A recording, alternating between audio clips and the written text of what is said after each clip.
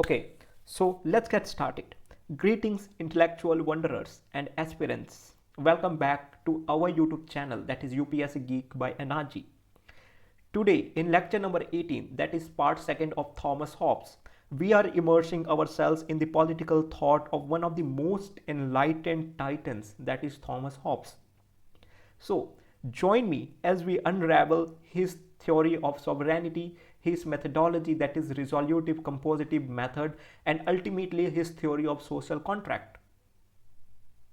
Today we will be mainly dealing with his second work, that is Decide, which was published in 1612, which mainly contains his theory of sovereignty and his methodology, or to be more precise, his scientific methodology, that is resolutive compositive method.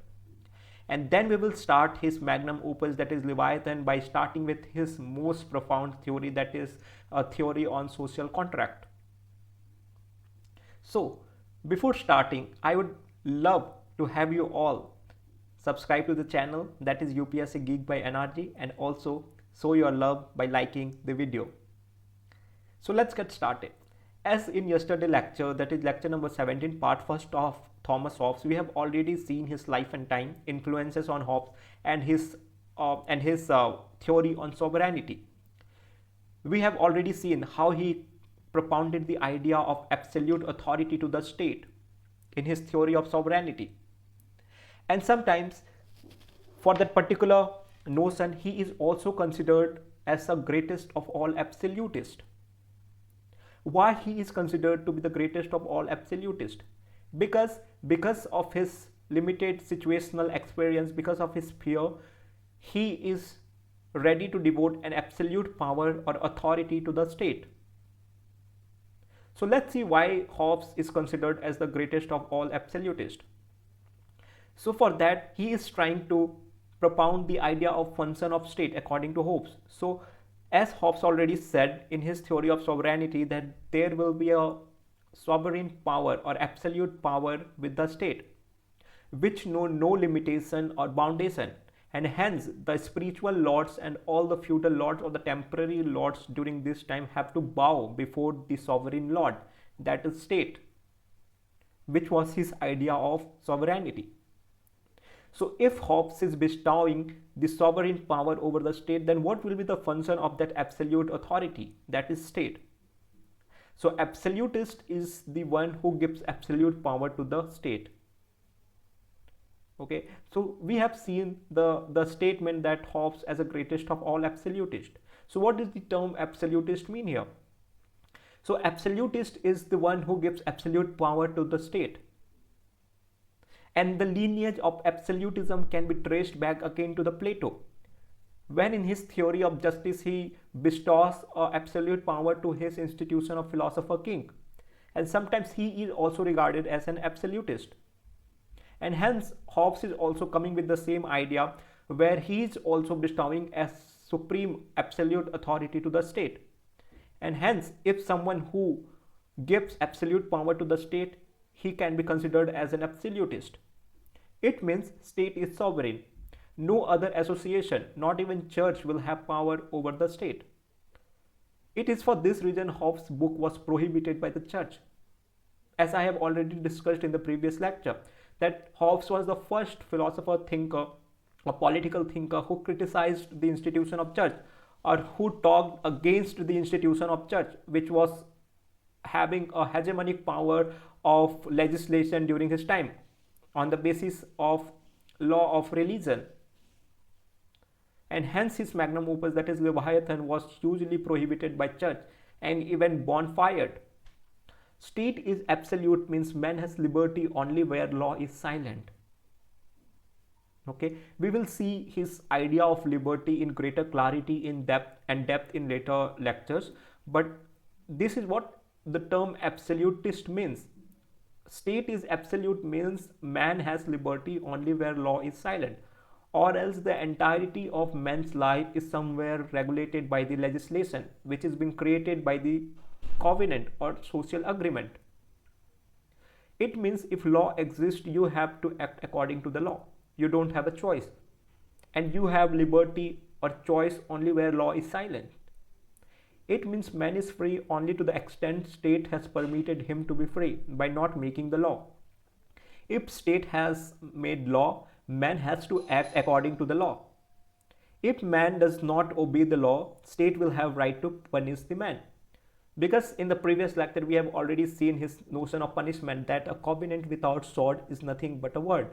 And hence Hobbes is also propounding the idea that a covenant must also be including the notion of punishment or sword, or else people will not obliged to follow the law which is being formulated or propounded by state, right? So let's see why lawbreaker should be punished. He is talking a notion of sword, that a covenant without sword is nothing but a word, right? So why a lawbreaker should be punished? Why there should be a imposition of punishment if someone encroaches the law, trespasses the law, or violates the law? If one person does not follow law, other will also be tempted to not follow the law. It will result into the chaos. Okay. Now just think from where does this idea is evolving from or emerging from. Okay. Again, let's go back to the time of Hobbes, the situation of Puritan revolution which was prevalent or which was happening during his time around 1641. It was a very critical moment in shaping the political thought of Hobbes, because there was a humongous bloodshed which was taking place, and hence it shaped the Hobbes political thought in such a manner that he just got devoid of all the human nature, and he understood the real human nature, that men are basically a power seeker and they can go to any extent just for the sake of power, to fulfill or satiate their passions and desires. And hence if there will be no authority, there will be a chaotic situation. And just to ensure that if there is an authority, people should oblige to the law, there should always be a provision of punishment, or else nobody will feel obliged to the laws which are being formulated by the agreement, right? Because the desire or the sense of glory and fear is so high in the man that they will not be feeling a sense of responsible or being responsible to the law they themselves have formulated or created. And hence he is propounding the idea that there should be a notion or idea of punishment, so as to ensure that nobody should violate the law. When person does not obey law, it means he claims himself to be sovereign. Okay, when a person does not obey law, what does this mean? This basically explicits that the man is sovereign to the state, and hence he is violating the absolute notion of sovereignty. Means he believes that he can have his own law in a particular territory. There cannot be more than one sovereign, right? And that's why Hobbes is somewhere also giving the notion of sword or punishment, that there should always be a single sovereign authority. There should not be a multiple center of power. And if the law is not having a provision of punishment, then there are chances that people will violate the law, and hence they will claim themselves superior to the state. And in the realm or in the Leviathan of Hobbes, there cannot exist two centers of power, right? So what is state according to Hobbes? Okay, we have seen Hobbes is trying to endow absolute power over the state. But what is state according to Hobbes? How Hobbes is imagining his idea of state? Okay, so he is basically propounding his idea of state on the basis of utility. What will be the use or what will be the utility of state? Okay, how state will help citizens, how state will be useful to the citizens. Okay, so the most important purpose for which state exists is preservation of life, right? Because again, we have to keep moving back to his time. There was a chaotic situation, there was no security of life and property, and hence he is propounding the idea of a sovereign authority who will ensure the prevention of life and property. The state which cannot protect life is failed state. And in case state itself start taking life of the people, people will have right to resist the state. Why people will have right to resist the state? Because Hobbes has an idea of contractual theory where people have mutually agreed to form a state. He is propounding the idea of artificial state, which is not, or which is against the natural organic state. And hence, if state becomes despotic in nature, if states itself start taking life, people have right to resist against the state because they are the source of state. They have created the state via mutual agreement, right? But state is also sovereign. It has absolute power to make law and to punish the lawbreaker. That law is law which comes from the state. Okay, why does Hobbes is explicitly mentioning this particular statement that that law is law which comes from the state? Just to ensure or eliminate the situation of confusion which was prevalent or which was happening during his time due to multiple power of centers like church, like feudal lords, and etc. And hence he is clearly expliciting the idea that the law which is coming from state is the only law, and people must oblige to that particular law and no other law. And which means with the power of punishment. Okay, if people will not be obliging to that particular law which is coming from the state, it also will have a provision of punishment so as to discipline the people. If it will not have a provision of punishment, then just think, why do people will oblige to any law? Why will people follow any law? Let's assume if India removes the CRPC, the IPC, the police from our country, why will people follow the laws? Why will people feel obliged to the law? It is only the fear of punishment which obliges people to follow to the law, to be a responsible citizen of a state. So this is the basic idea how you can draw a connection which is still a date is very prevalent and beneficial or useful to the present context as well. Function of the state is to protect the life by hook or crook, okay? So whether it is coming with punishment or not, the ultimate function of the state is to protect the life. And if state is failed or failing to protect the life, then it will be considered or regarded as a failed state. State is an institution which has monopoly over the use of coercive force on a territory. So Hobbes here is also rendering the absolute power to use coercive force only to the state and no other institution, because he is saying that any other organization using force is not permissible, because again there will be a situation of conflict, chaos, again which will lead to the insecurity of life and property. And hence he is giving the ultimate sovereign power of force and coercion to the state, right? So most of the time we hear that the Gandhi was critic of state. Okay, let's see why or how precisely Gandhi was critic of state. Okay, so Gandhi was critic of not any state, he was critic only of modern state. Okay, so sometimes it is asked in the examination as well, comment why Gandhi was critic of state. So we have to be very clear about that Gandhi was not critic of any state. Gandhi was only critic of modern state. What is modern state according to Gandhi, or as per Gandhi's perspective? Modern state introduced in India by the colonial master. So this line basically is saying why Gandhi was specifically critic of modern state, because the notion of modern state was introduced in India by the colonial masters. And what was the idea which was inherent in the modern state which was introduced by the colonial master? It was basically violence or power to punish. And as we know that Gandhi was a strong advocate of non-violence or any sort of violence. right? And hence he is critic to the modern state, because modern state is an institution of violence, using force to suppress people, as was the case in India during the freedom movement.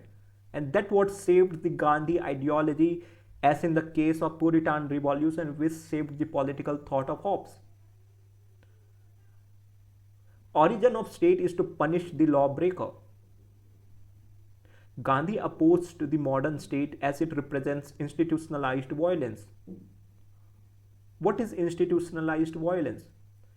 Institutionalized violence is basically the notion that violence is inherent in the state to suppress the people. It has been a historical, civilizational history that wherever a state loses the capability to deal with the people, loses its sense of accountability to the people, it resorts to the force to suppress the emerging emotions among the people. And hence Gandhi is propounding the idea that the state has institutionalized violence. He is criticizing the notion of modern state. State is having power many times more than a single person. Why?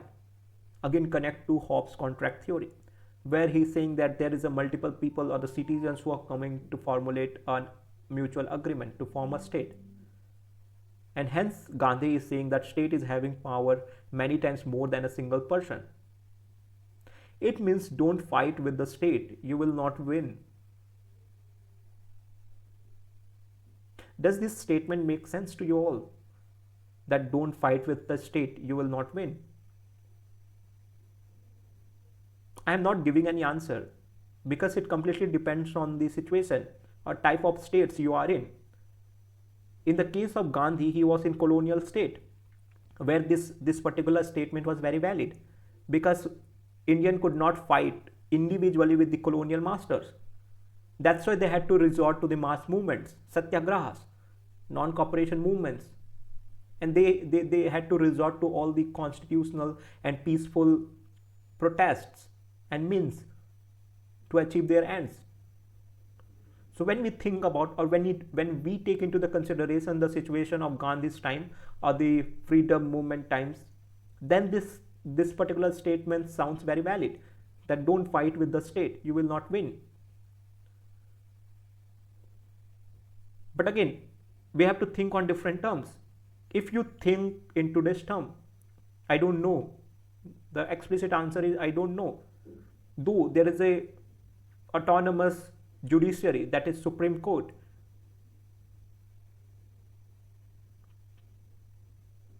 But still it cannot be said. So state is a collective institutionalized violence. So this is the idea which is being given by Gandhi as a critic of state. So three things we need to keep in mind when the statement that Gandhi was a critic of state is asked. That Gandhi was not a critic of any state, because he himself given a kind of state that is grassroots or village oriented or panchayati based state. Okay, so Gandhi was not a critic of any state. He was critic basically of modern state. Why he was critic of modern state? First, it was introduced by colonial master, and second, it has a sense of institutionalized violence. And third, one cannot win against the state. So these three things needs to be taken into consideration when we come across the statement that Gandhi was critic of state. So in his theory of sovereignty, we have seen that Hobbes is also regarded as a greatest of all individualist. And just in the start of this lecture, we started with Hobbes as the greatest of all absolutist. So is there any contradiction between the term individualist and absolutist? I don't know. Let's see.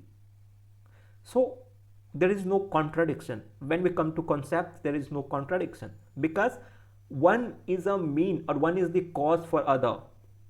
There is always a cause and effect relationship, right? So if someone is individualist, he will always have a notion of absolutist. What is individualist? Individualist is a sense of self-centeredness where man is prior to the state. Man is prior not only to the state but to all other things. Man is the supreme authority. And hence man is self-centered, man is very egoist in nature. Man will always have a fear of his life. Man will always have insecurity about his life and property. The best example is Hobbes. And hence he will come out with a notion of absolutism, right? Did you think this thing in that manner anytime? So just let's put a more light on it, right? So let's say I am more self-centered. I am having a sense of insecurity about life. I am very fearful that anytime my life can be taken away by anyone, because there is no state to protect my life. I am in state of nature. And hence I will propound the idea of absolutism, that is, there should be an institution called as state with absolute power or sovereign power which had the only purpose to protect my life. And if the state is failing to protect my life, then that state is a failed state. And hence there is a relationship between individualism and absolutism, right? So there is no contradiction. Because man is so individualist, he cannot live in peace with other men. Why? Because men are in constant chase of power and after power. Men are in constant tussle for power. And hence they can end up harming or killing each other, because there is no authority to look after or control or regulate the state of nature, where men are mainly driven by their passions or desire for power.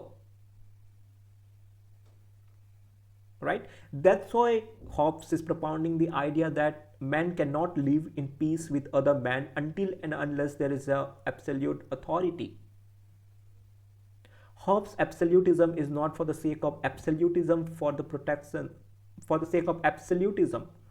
Okay, again there is a negative conception of absolutism which gives rise to a totalitarian or despotic regime. But here the notion of absolutism in the case of Hobbes is very different from the despotic regime. Here absolutism in the sense that the state will have the absolute right to protect the life of individuals. The state will possess sovereign right in order to protect the absolute right of individual, that is right to life. And this is the conception of absolutism in the case of Hobbes. He does not mean despotic or totalitarian regime when he talks about absolutism. Hobbes has laid the foundation of utilitarianism. Okay, why he has laid, or how he has laid the foundation of utilitarianism? Because he is giving the idea of state on the basis of utility, right? What will be the utility of the state? So now connect the different dots. Okay, he's talking about state, that there will be a state whose main utility will to protect the life of individuals. And by saying this, he is convincing to the citizens that citizens should come together to form a covenant or form an agreement to give rise to the artificial state. Right? And how he is convincing to the people? By giving the utility of the state, that we are in the state of nature, and thus our life are insecure. Right? And hence by saying thus, he is convincing to the people that if we all come together and form a state which will be sovereign in nature, which utility will be to protect our lives. And hence we can live in harmony and peace with other men. Again, connect it to his background, that he is also a thinker of bourgeoisie or capitalist class, who are mainly driven by their passions, their desires. Right? So utilitarianism is also known as hedonism. So what is the literal meaning of hedonism? So literal meaning of hedonism is someone who seeks pleasure. It means man seeks pleasure and wants to avoid pain. Okay. Utilitarianism also means materialism. Okay. It is a philosophy of capitalism because it promotes consumerism. Again, connected back to Hobbes, that Hobbes is also a thinker or person belonging to a capitalist class. Since man is utilitarian by nature, man is individualistic by nature. The reason is pleasure and pain are individualistic experiences. See how beautifully he is connecting a broader picture to very individualistic picture. That though man, that the man is utilitarian in nature, man is also hedonistic in nature. Because man is hedonistic in nature, man will always be driven by passion and desires. Hence, man will be materialistic. Man will be consumerist in nature. Because the sense of pleasure and pain are very individualistic, and thus man will be individualistic in nature. So, just to give you a general statement, everyone who is utilitarian in nature, who is hedonistic in nature, who is materialist in nature, who is utilitarian in nature will always be or will also be individualist in nature. And that is very exemplar in all the people you see from the capitalist class, a majority of them. They will always be self-centered. They will always think about their own profits. This shows their individualistic character. Again, in today's term, there can be a distinctions. There can be a peculiarity. But more or less, just to summarize, this is the idea behind his theory of individualist and absolutism. Okay, so let's see his methodology, that is resolutive compositive method. He is talking about man, that man is very individualistic in nature, mainly driven by sense of passion, desire, fear, and glory, and etc. So on the basis of what he is coming to that particular conclusion, that men are basically utilitarian, men are basically individualist in nature. So for that he has his approach or methodology of resolutive compositive method. So Hobbes was first person who tried to introduce scientific method for the study of politics. He was the first person to introduce scientific method. So basically resolutive compositive method is a scientific method. But what led Hobbes to come out with this particular scientific method? He could have been propounded any other methods as well, like his predecessors, Aristotle or Machiavelli. But what led Hobbes to be particularly propound his scientific method of resolutive compositive method? Just give it a think, just give it a thought. Why science? Why science, especially in politics, when these two are completely different streams? Because it was age of science, it was age of Renaissance, it was age of industrial revolution.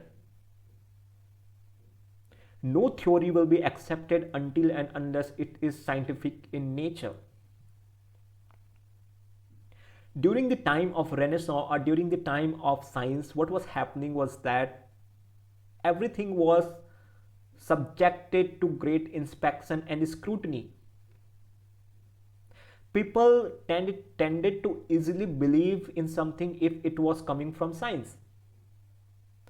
And hence for Hobbes, it was very feasible and viable idea to come up with his idea of a scientific methodology, that is resolutive compositive method, just to give more authority or validation to his theory of social contract.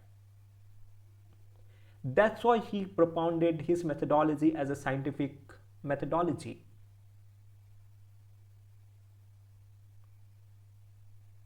so that he could have made his theory more acceptable among the citizens of his time, because it was age of science.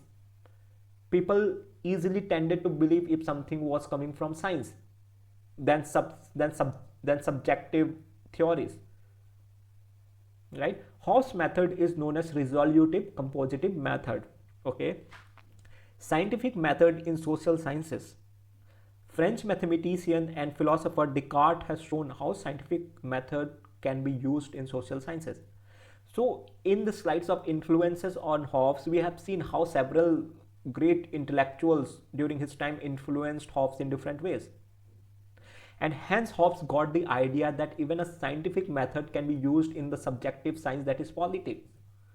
Descartes was the first one to propound that the more humanitical subjects, that is politics, can also be seen from the lens of science.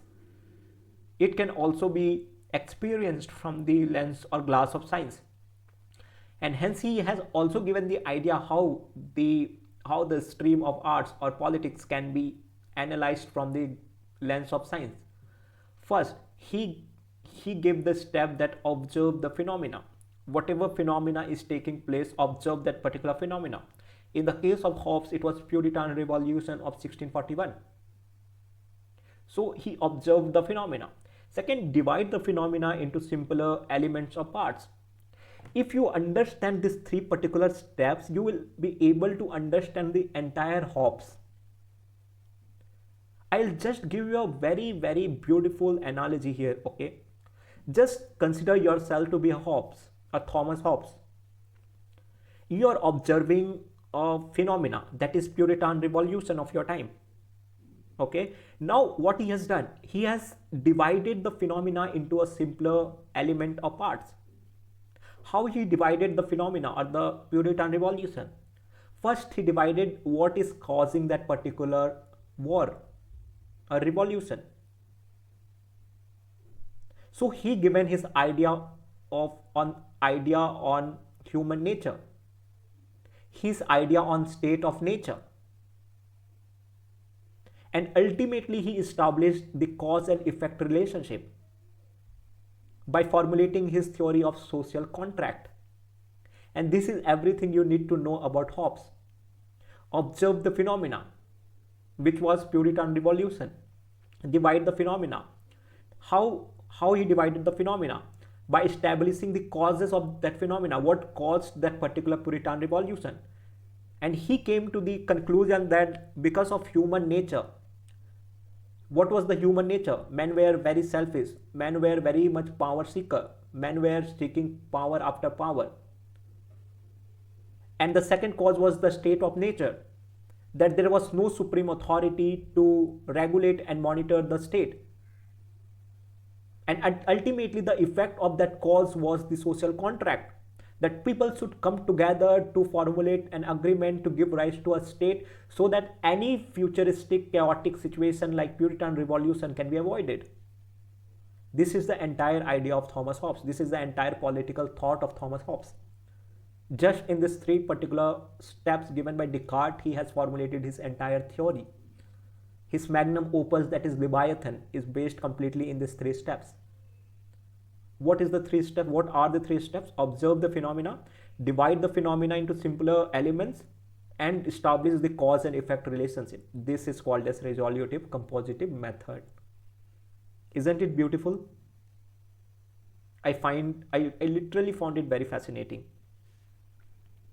So what was the Hobbes approach? Okay, we have seen he used a scientific method, that is resolutive compositive method. But how did Hobbes approached this particular scientific method of resolutive compositive method? So Hobbes was very much influenced by Galileo and Newton. Okay, so just to validate his methodology, as a scientific methodology, he is bringing into the picture the Galileo and Newton. Again, in the influence, we have seen how these two great intellects during his time has influenced Hobbes in very scientific manner. So Hobbes believed that principle of physics can be applied for understanding politics. Okay, so why physics? Why only physics? Why not chemistry? Why not biology? Why only physics? Because during his time, physics was almost on its feet. There were several physicists who were coming up with their great theories, like Newton, like Galileo. And hence, to be more specific and precise, he attached the notion of physics to justify his theories. So let's see how did he used physics to justify his theories. He used the concept of mechanics. Okay, how is he using the concept of mechanics? According to the theory of mechanics, universe is made up of matter. We all study this. Matter is made up of particles, okay, and particles are in the state of motion. Did you guys got the idea? That he's saying that he is basically applying his theory of mechanics in giving his theory. He is saying that universe is made up of matter, and matter is made up of small particles, and particles are in the constant state of motion. They are not static, they are in constant state of motion, they keep on vibrating. Okay, so man is also part of universe, and now see how is he connecting the idea of universe and man. Man is also a part of universe, and hence man is also made up of matter and particles. And since particles are in the constant state of motion, it is somewhere stimulating a sense of sensation in man.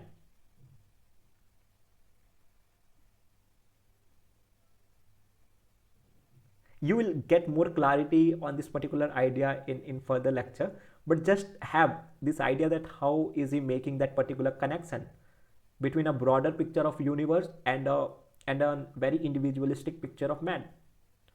I'll reiterate it one more time. He is saying that universe is made up of matter, and matter is made up of particles which are in constant motion. Simple idea, okay, basic physics. And hence he is connecting this to man by saying that man is also part of universe. Since universe is made up of matter, man is also made up of matter. Man also have particles in it, and hence particles are in constant motion. And what is the effect of that cause, that is constant motion of particle? That we will see. Okay, that we will see. Now let's just take a gap here and continue. He also applied the concepts of psychology. Okay, why concepts of psychology? Just to understand the human behavior, just to understand the nature of humans. Okay, he applied the geometry. Okay, because why? Geometry is the most logically consistent discipline, most systematic. Okay, so how did he applied his methodology to justify his theory? We have seen what was his methodology.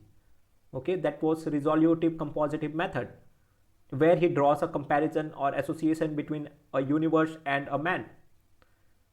Okay, so the ultimate thing which we boil it down into is that there is the man which is also made up of matter, which constitutes particle which is in constant state of motion.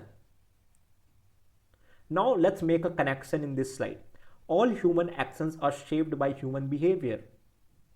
Okay, all human actions are shaped by human behavior, a basic idea of psychology, right? Okay, human behavior is shaped by human brain. Okay, so there is a neural connection which connects entire of our body to the CPU, that is brain. And whatever neural tendency or signals that go to the brain, we act accordingly, right? So that is the basic idea behind that. The human brain is the center of sensation, which is causing different human behavior. Like all other things in universe, brain is also made up of particles. Okay, now from man he is coming particularly to brain. Like all other things in universe, brain is also made up of particles which is in constant motion. Particles are in the state of motion. Motion continues so long as man is alive. Motion may slow down when we sleep. Okay, so just I'll give this particular idea in Hindi. Okay, for people who can like not understand this. I'll very much simplify this idea so that you guys can understand it effectively. Okay, so basically Hobbes बोलना ये चाह रहे हैं कि एक universe है जो कि पार्टिकल से बना हुआ है, जो कि मैटर से बना हुआ है, और उस मैटर में पार्टिकल्स हैं जो कंटिन्यूसली मोशन में है। मोशन में है मतलब वो कंप्लीट वाइब्रेट कर रहे हैं या हिल रहे हैं, वो स्टैटिक नहीं है। ठीक है, एंड सिमिलरली वो ये भी बोल रहा है जो मैन है वो भी यूनिवर्स में ही है। मैन है, जो इंसान है वो भी मैटर से बने हुए हैं, and hence man is also composition of particles. Man के अंदर भी पार्टिकल्स हैं, right.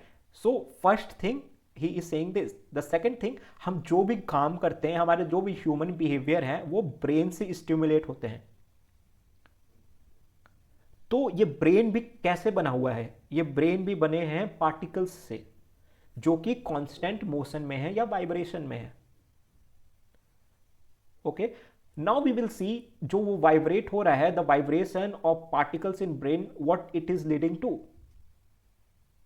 So there are two basic motions, that is inclination and aversion. The vibration of particles in the brain is causing us or stimulating two emotions within us. The first is inclination and aversion. The second is aversion. What is inclination? Inclination is basically a desire for something, a love for something, a passion for something. What is aversion? Aversion is kind of hating something or against something.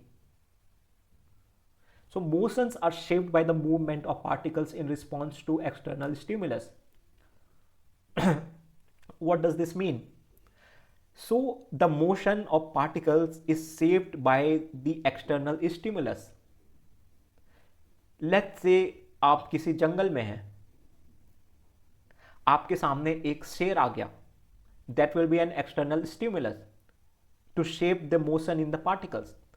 तो अगर शेर आ गया तो आपके अंदर क्या sensation होगा या क्या इमोशन आएगा? You will get a emotion of fear, right, because there was an external stimulus that was the presence of lion which caused a sense or emotion of fear within you, because that shaped the vibration of the particles in certain manner which led to the emotion of fear or aversion within you. This is the basic analogy which Hobbes is trying to draw. Okay, so there are two emotions, that is inclination towards the thing which give us pleasure, and there is an aversion towards the thing which give us pain. Okay, so let's say आपके सामने आपकी most favourite dish आ गई, बहुत सारे sweets आ गए, right. तो वो external stimulus क्या है? बहुत सारे स्वीट्स या आपकी फेवरेट डिश, वो आपके अंदर एक इमोशन ऑफ इंक्लिनेशन पैदा करेगी। क्यों? क्योंकि वो आपको पसंद है, वो आपको प्लेजर देगा। बट लेट्स से उसी प्लेट में बहुत सारे कॉकरोचेस आ गए, then how will you feel? You will feel very averse, you will feel a fear, you will have a sense of fear, right? क्यों? क्योंकि वो जो एक्सटर्नल स्टिमुलस है कॉकरोचेस का, वो आपके अंदर एक इमोशन ऑफ अवर्शन पैदा कर रहे हैं। क्यों? क्योंकि वो आपके लिए कहीं ना कहीं अनप्लेजरेबल है और पेनफुल है। वही स्वीट आपके लिए बहुत ज़्यादा प्लेजरेबल है, इसलिए वो सेंस ऑफ इंक्लिनेशन और लव पैदा करेगा। So the basic idea is this is how he is trying to make the connection between the external stimulus and our internal mechanism of emotions. What are the two emotions? Inclination and aversion, right? Hence all human actions are guided by pleasure and pain, right? Hence all human actions are guided by pleasure and pain. Very true. Love and aversion are the two basic emotions. Thus man is hedonistic or pleasure seeking by nature, because men will always chase something which is continuously giving him pleasure, right? And always avoid something which will give him pain. And this is what makes a man hedonistic, a pleasure seeking man. This will give a tendency of consumerist or materialism in me. Let's say market में एक latest iPhone आया, उस iPhone को if I go and buy that iPhone, it will accrue me a great pleasure, Did you guys understand this? Okay, if you guys did not, then please leave it in a comment. I'll come back with more analogies and examples so that to make this particular methodology more clear to you all. Okay, but I could not have given very better analogy than this, and I am hoping that you guys have understood the concept very effectively, because if you understand his methodology, you are somewhere putting yourselves in the shoe of Hobbes. How Hobbes will think when he will formulate his further theory of social contract. Right? So this was all the idea why he came to the conclusion that man is hedonistic or pleasure seeking by nature, because men are mainly driven by two basic emotions, that is pleasure and pain, and men will always chase something which is giving him more pleasure, and hence man is hedonistic or pleasure seeking by nature. Okay, so what is the various implication of hedonistic nature? We have already seen all of this. Because of hedonistic nature, because of pleasure seeking nature of man is more materialistic in nature, man is more individualistic in nature, man is more possessive in nature. What does this mean, man is more possessive? Because man will go to any extent to have a possession of something, because that will accrue him pleasure. If I am loving an iPhone or a car, I will not easily let go of that particular thing, because that is accruing me pleasure, that is giving me more pleasure, and hence we become more possessive. कभी कभी ऐसा भी होता है ना, if there is a friend or intimate friend like girlfriend or boyfriend, हम possessive हो जाते हैं उनके बारे में, हम नहीं चाहते वो हम हमें छोड़ के जाए. Right? So this is the very basic idea, because we become very hedonistic about it. हम उस चीज को किसी दूसरों से शेयर नहीं करना चाहते. Right? And hence men become very possessive. Man is fearful since he is possessive. Since he is possessive, हम खोने का डर रखते हैं. Right? हमें डर होता है कि लोगों को खोने का, इसीलिए हम possessive हो भी जाते हैं. Right? Now lot many people might be getting their answers as well, I think, the relationship issues. Okay, so man is fearful since he is possessive. Okay, man is power seeking. Why? Because if man has a power, man will able to satiate his inclinations, his love.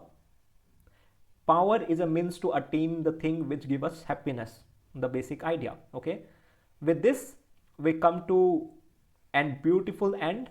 Okay, and you guys can check your progress just by answering these three simple questions. Comment on Hobbes' idea of sovereignty that we have seen yesterday, and it was also in today's lecture. Elucidate the utility of scientific methodology, that was resolutive compositive method in Hobbes' theory of social contract. You will be able to answer this particular question in more effectively in the next lecture by doing the next lecture. So hold on to this question. Jump to third question, that is comment Hobbes is the greatest of all absolutists. We have started today with this particular statement, a profound statement. Okay, you can also send your answers in my mail handle, that is namanji910@gmail.com. and guys, please show your love by subscribing to UPSC Geek by NRG, and remember to strive, because thus you strive so you thrive. Okay, with this let's say goodbye and thank you so much.